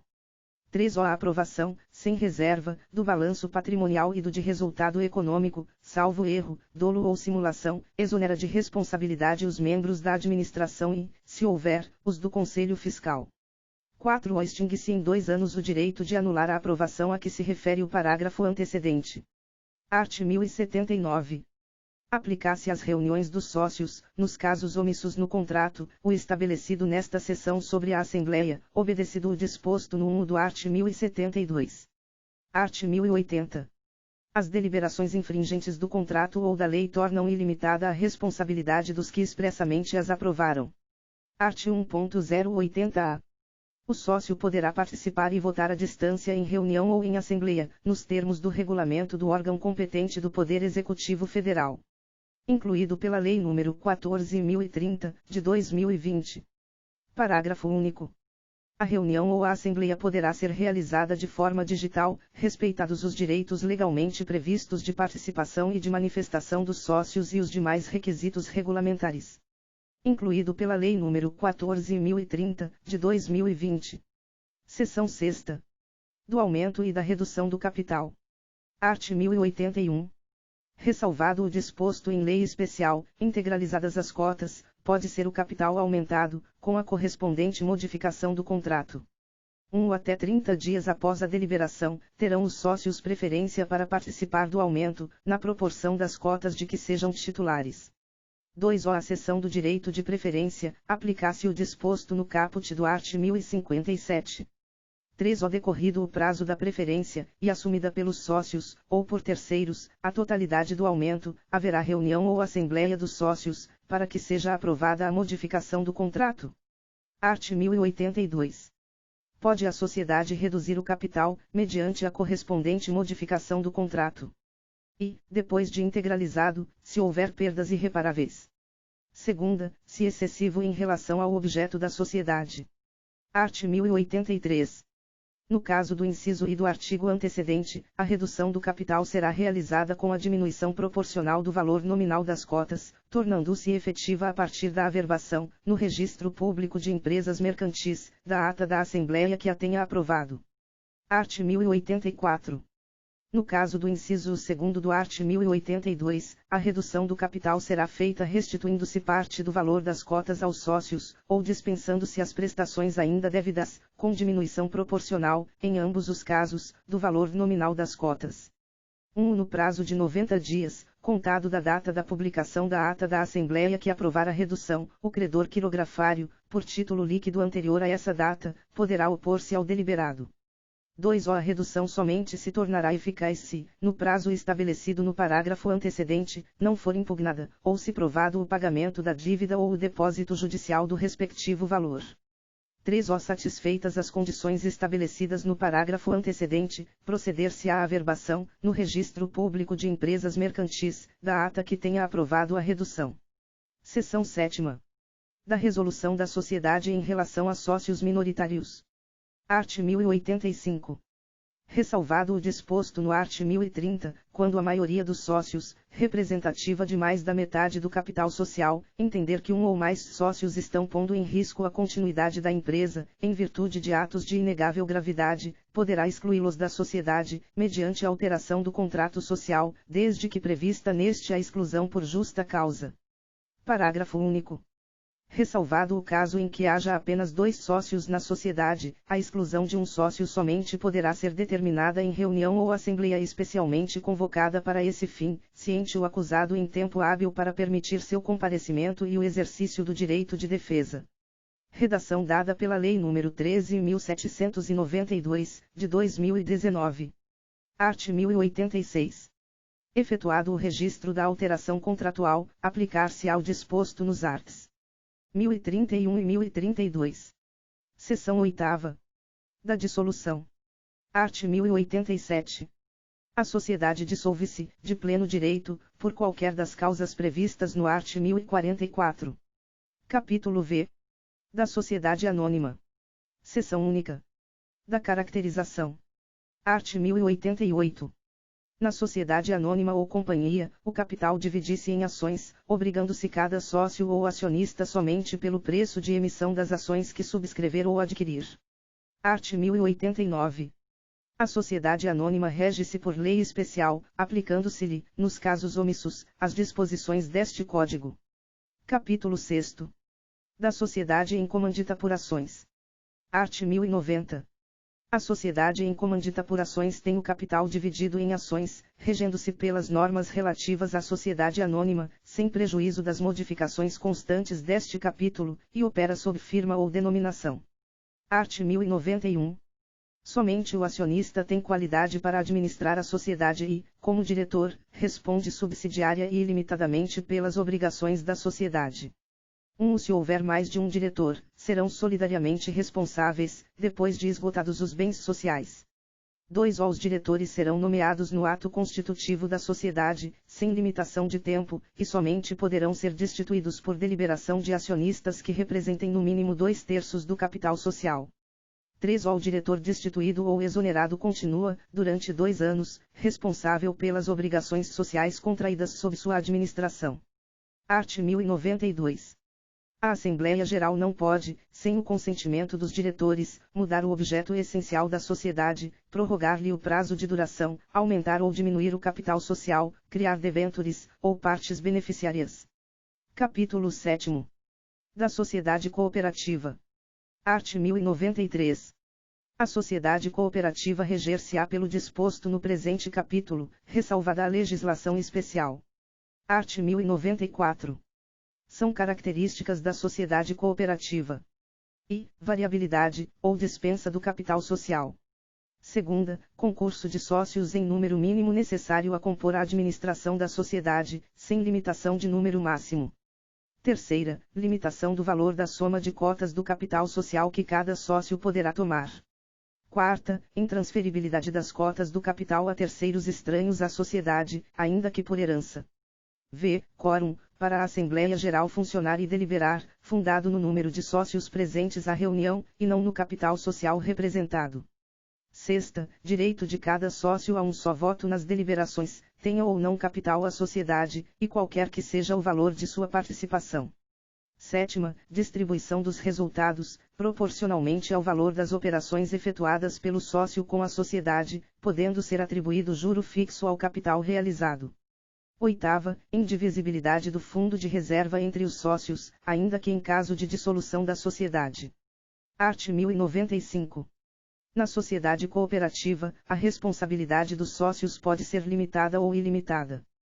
É limitada a responsabilidade na cooperativa em que o sócio responde somente pelo valor de suas cotas e pelo prejuízo verificado nas operações sociais, guardada a proporção de sua participação nas mesmas operações.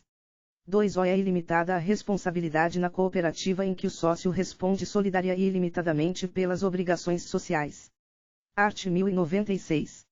No que a lei for omissa, aplicam-se as disposições referentes à sociedade simples, resguardadas as características estabelecidas no art. 1094.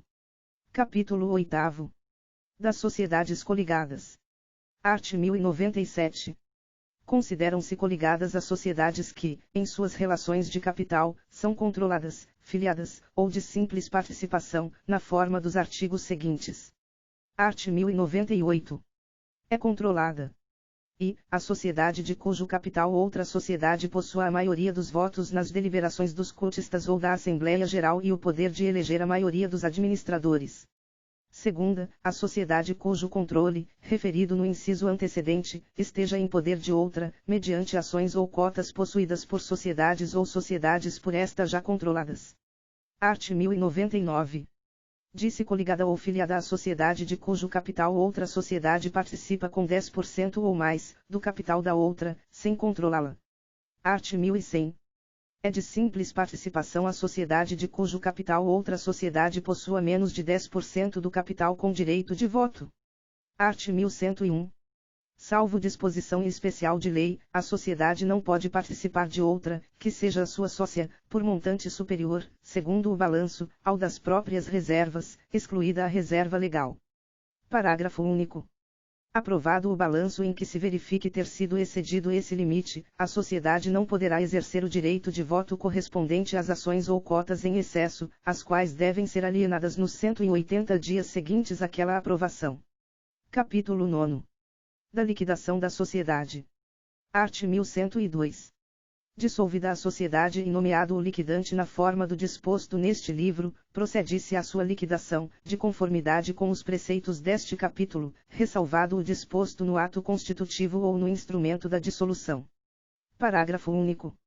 O liquidante, que não seja administrador da sociedade, investir-se-á nas funções, averbada a sua nomeação no registro próprio. Art. 1103.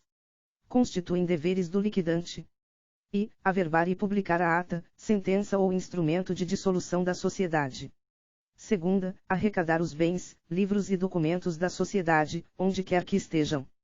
Terceira, proceder, nos 15 dias seguintes ao da sua investidura e com a assistência, sempre que possível, dos administradores, à elaboração do inventário e do balanço geral do ativo e do passivo.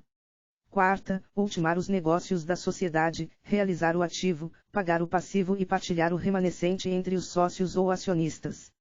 V. Exigir dos cotistas, quando insuficiente o ativo à solução do passivo, a integralização de suas cotas e, se for o caso, as quantias necessárias, nos limites da responsabilidade de cada um e proporcionalmente à respectiva participação nas perdas, repartindo-se, entre os sócios solventes e na mesma proporção, o devido pelo insolvente. Sexta, convocar a Assembleia dos Cotistas, cada 6 meses, para apresentar relatório e balanço do estado da liquidação, prestando conta dos atos praticados durante o semestre, ou sempre que necessário. Sétima, confessar a falência da sociedade e pedir concordata, de acordo com as formalidades prescritas para o tipo de sociedade liquidanda. Oitava, fim da liquidação, apresentar aos sócios o relatório da liquidação e as suas contas finais. Nona, averbar a ata da reunião ou da assembleia, ou o instrumento firmado pelos sócios, que considerar encerrada a liquidação. Parágrafo único.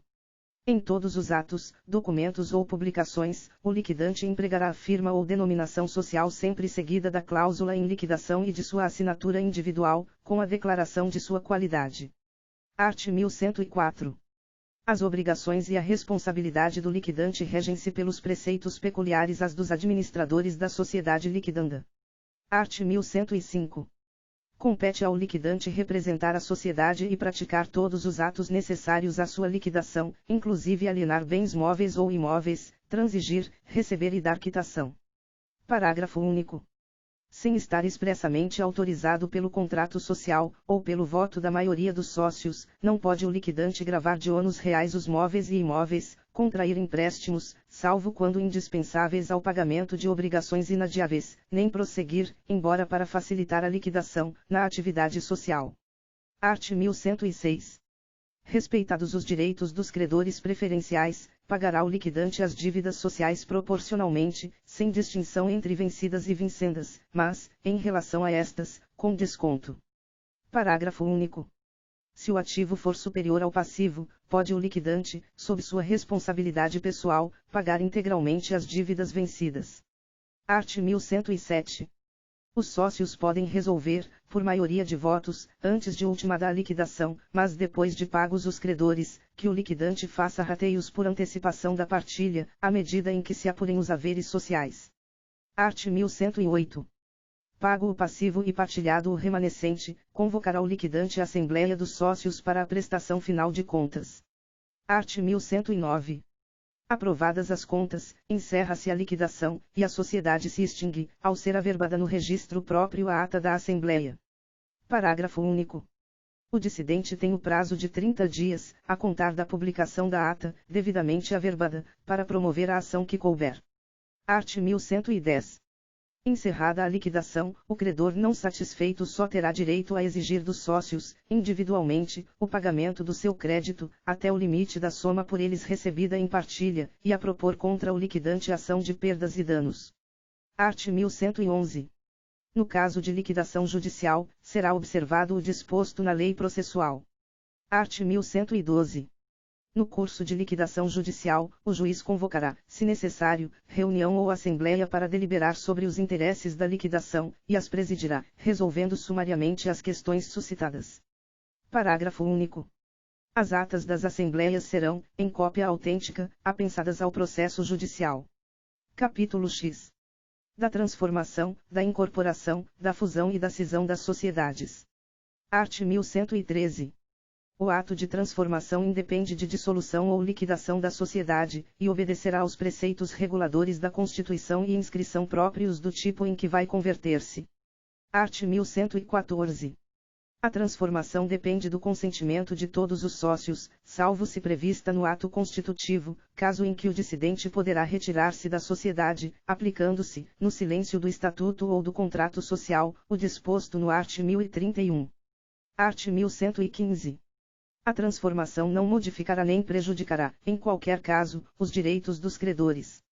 Parágrafo único. A falência da sociedade transformada somente produzirá efeitos em relação aos sócios que, no tipo anterior, a eles estariam sujeitos, se o pedirem os titulares de créditos anteriores à transformação, e somente a estes beneficiará. Art. 1116. Na incorporação, uma ou várias sociedades são absorvidas por outra, que lhes sucede em todos os direitos e obrigações, devendo todas aprová-la, na forma estabelecida para os respectivos tipos. Art. 1117. A deliberação dos sócios da sociedade incorporada deverá aprovar as bases da operação e o projeto de reforma do ato constitutivo. A sociedade que houver de ser incorporada tomará conhecimento desse ato, e, se o aprovar, autorizará os administradores a praticar o necessário à incorporação, inclusive a subscrição em bens pelo valor da diferença que se verificar entre o ativo e o passivo. 2. A deliberação dos sócios da sociedade incorporadora compreenderá a nomeação dos peritos para a avaliação do patrimônio líquido da sociedade, que tenha de ser incorporada. Art. 1118. Aprovados os atos da incorporação, a incorporadora declarará extinta a incorporada, e promoverá a respectiva averbação no registro próprio. Art. 1119. A fusão determina a extinção das sociedades que se unem, para formar sociedade nova, que a elas sucederá nos direitos e obrigações. Art. 1120. A fusão será decidida, na forma estabelecida para os respectivos tipos, pelas sociedades que pretendam unir-se. Em reunião ou assembleia dos sócios de cada sociedade, deliberada a fusão e aprovado o projeto do ato constitutivo da nova sociedade, bem como o plano de distribuição do capital social, serão nomeados os peritos para a avaliação do patrimônio da sociedade. 2. Apresentados os laudos, os administradores convocarão reunião ou assembleia dos sócios para tomar conhecimento deles, decidindo sobre a constituição definitiva da nova sociedade. 3. É vedado aos sócios votar o laudo de avaliação do patrimônio da sociedade de que façam parte. Art. 1121. Constituída a nova sociedade, aos administradores incumbe fazer inscrever, no registro próprio da sede, os atos relativos à fusão. Art. 1122. Até 90 dias após publicados os atos relativos à incorporação, fusão ou cisão, o credor anterior, por ela prejudicado, poderá promover judicialmente a anulação deles. A consignação em pagamento prejudicará a anulação pleiteada. 2. Sendo ilíquida a dívida, a sociedade poderá garantir-lhe a execução, suspendendo-se o processo de anulação. 3. Ocorrendo, no prazo deste artigo, a falência da sociedade incorporadora, da sociedade nova ou da síndida, qualquer credor anterior terá direito a pedir a separação dos patrimônios, para o fim de serem os créditos pagos pelos bens das respectivas massas. Capítulo 11. Da sociedade dependente de autorização. Seção I. Disposições gerais. Art. 1123. A sociedade que dependa de autorização do Poder Executivo para funcionar reger-se-á por este título, sem prejuízo do disposto em lei especial. Parágrafo único. A competência para a autorização será sempre do Poder Executivo Federal. Art. 1124. Na falta de prazo estipulado em lei ou em ato do poder público, será considerada caduca a autorização se a sociedade não entrar em funcionamento nos 12 meses seguintes à respectiva publicação. Art. 1125. Ao Poder Executivo é facultado, a qualquer tempo, cassar a autorização concedida à sociedade nacional ou estrangeira que infringir disposição de ordem pública ou praticar atos contrários aos fins declarados no seu estatuto. Seção 2ª. Da Sociedade Nacional. Art. 1126. É nacional a sociedade organizada de conformidade com a lei brasileira e que tenha no país a sede de sua administração. Parágrafo único. Quando a lei exigir que todos ou alguns sócios sejam brasileiros, as ações da sociedade anônima revestirão, no silêncio da lei, a forma nominativa. Qualquer que seja o tipo da sociedade, na sua sede ficará arquivada cópia autêntica do documento comprobatório da nacionalidade dos sócios. Art. 1127. Não haverá mudança de nacionalidade de sociedade brasileira sem o consentimento unânime dos sócios ou acionistas. Art. 1128. O requerimento de autorização de sociedade nacional deve ser acompanhado de cópia do contrato, assinada por todos os sócios, ou, tratando-se de sociedade anônima, de cópia, autenticada pelos fundadores, dos documentos exigidos pela lei especial. Parágrafo único. Se a sociedade tiver sido constituída por escritura pública, bastará juntar-se ao requerimento a respectiva certidão. Art. 1129. Ao Poder Executivo é facultado exigir que se procedam a alterações ou aditamento no contrato ou no estatuto, devendo os sócios, ou, tratando-se de sociedade anônima, os fundadores, cumprir as formalidades legais para a revisão dos atos constitutivos, e juntar ao processo prova regular. Art. 1130. Ao Poder Executivo é facultado recusar a autorização, se a sociedade não atender às condições econômicas, financeiras ou jurídicas especificadas em lei. Art. 1131. Expedido o decreto de autorização, cumprirá a sociedade publicar os atos referidos nos arts. 1128 e 1129, em 30 dias, no órgão oficial da União, cujo exemplar representará prova para inscrição, no registro próprio, dos atos constitutivos da sociedade. Parágrafo único. A sociedade promoverá, também no órgão oficial da União e no prazo de 30 dias, a publicação do termo de inscrição. Art. 1132. As sociedades anônimas nacionais, que dependam de autorização do Poder Executivo para funcionar, não se constituirão sem obtê-la, quando seus fundadores pretenderem recorrer à subscrição pública para a formação do capital. 1. Os fundadores deverão juntar ao requerimento cópias autênticas do projeto do Estatuto e do prospecto. 2. Obtida a autorização e constituída a sociedade, proceder-se-á à inscrição dos seus atos constitutivos. Art. 1133. Dependem de aprovação as modificações do contrato ou do estatuto de sociedade sujeita à autorização do Poder Executivo, salvo se decorrerem de aumento do capital social, em virtude de utilização de reservas ou reavaliação do ativo. Seção 3ª. Da Sociedade Estrangeira. Art. 1134. A sociedade estrangeira, qualquer que seja o seu objeto, não pode, sem autorização do Poder Executivo, funcionar no país, ainda que por estabelecimentos subordinados, podendo, todavia, ressalvados os casos expressos em lei, ser acionista de sociedade anônima brasileira. 1. Ao requerimento de autorização devem juntar-se e prova de se achar a sociedade constituída conforme a lei de seu país. 2. Inteiro teor do contrato ou do estatuto. 3. Relação dos membros de todos os órgãos da administração da sociedade, com nome, nacionalidade, profissão, domicílio e, salvo quanto a ações ao portador, o valor da participação de cada um no capital da sociedade. 4. Cópia do ato que autorizou o funcionamento no Brasil e fixou o capital destinado às operações no território nacional. V. Prova de nomeação do representante no Brasil, com poderes expressos para aceitar as condições exigidas para a autorização. 6. Último balanço. 2. Os documentos serão autenticados, de conformidade com a Lei Nacional da Sociedade Requerente, legalizados no Consulado Brasileiro da respectiva sede e acompanhados de tradução em vernáculo. Art. 1135. É facultado ao Poder Executivo, para conceder a autorização, estabelecer condições convenientes à defesa dos interesses nacionais. Parágrafo único. Aceitas as condições, expedirá o Poder Executivo decreto de autorização, do qual constará o montante de capital destinado às operações no país, cabendo à sociedade promover a publicação dos atos referidos no art. 1131 e no 1 do art. 1134. Art. 1136. A sociedade autorizada não pode iniciar sua atividade antes de inscrita no registro próprio do lugar em que se deva estabelecer. O requerimento de inscrição será instruído com exemplar da publicação exigida no parágrafo único do artigo antecedente, acompanhado de documento do depósito em dinheiro, em estabelecimento bancário oficial, do capital ali mencionado. 2. Arquivados esses documentos, a inscrição será feita por termo em livro especial para as sociedades estrangeiras, com número de ordem contínuo para todas as sociedades inscritas, no termo constarão i. Nome, objeto, duração e sede da sociedade no estrangeiro. 2. Lugar da sucursal, filial ou agência, no país.